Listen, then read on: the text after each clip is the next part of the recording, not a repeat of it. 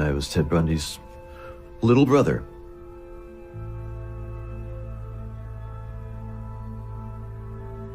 We were more than just brothers, we were close friends. I really look forward to spending time with him, which I did a lot of.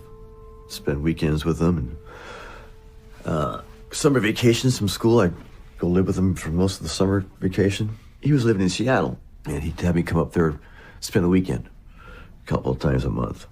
We'd go over and pick up Liz and Molly and get the raft out, and it would just seem like a really healthy, okay, I got the basket, okay, doodle-doo, here we go.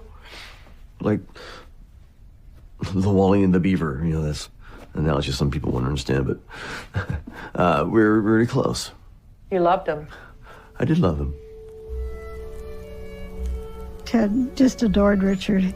Always wanted to take him places and do things with him. We would frequently go, me and Ted and Molly and Richard, we'd go raft down certain rivers. And so it was a lot of fun, and we did a lot of rafting. I know that Richard looked up to him and kind of held him in awe.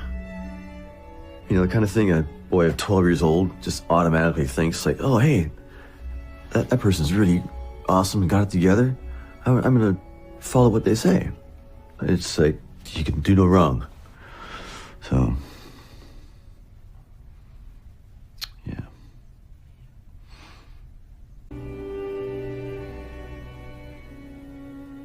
I do have pretty good recollection. I was probably 9 or 10, visiting with him in Utah.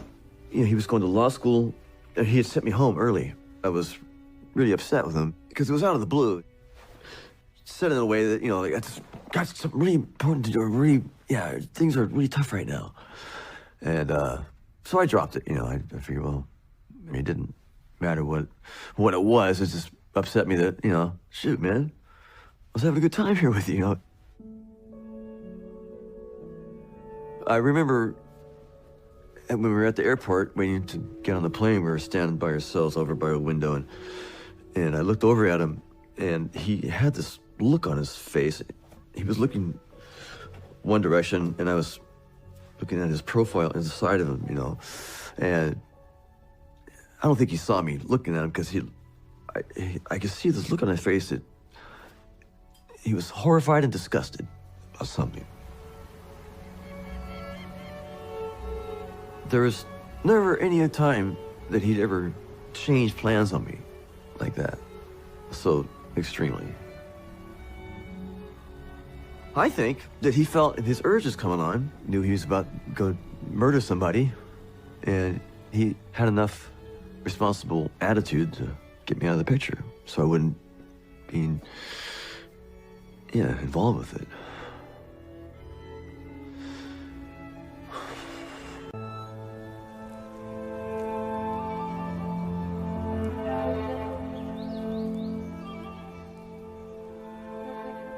Do you remember that camping trip with your brother?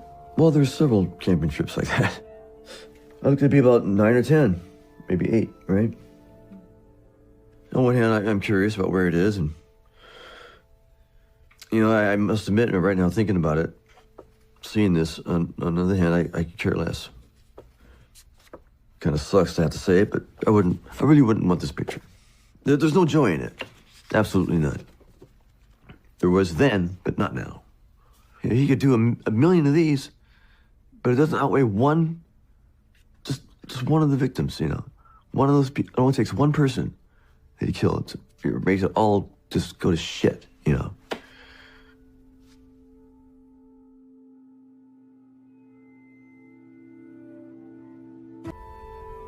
I was a teenager when he was arrested, and I didn't really see the escaping as him being full-on guilty.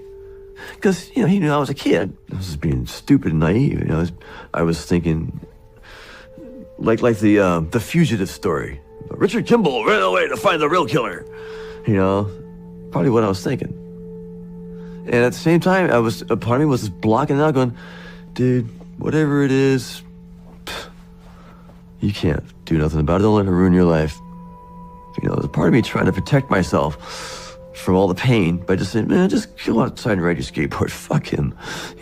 If he's guilty, then scumbag gets what he gets, you know.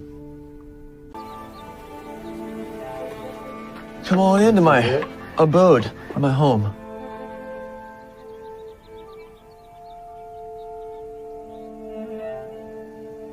Some things make me really depressed in a almost debilitating way, where I will sit in this chair for days. I'll sometimes stay in this camper for 2-3 days at a time. I don't know.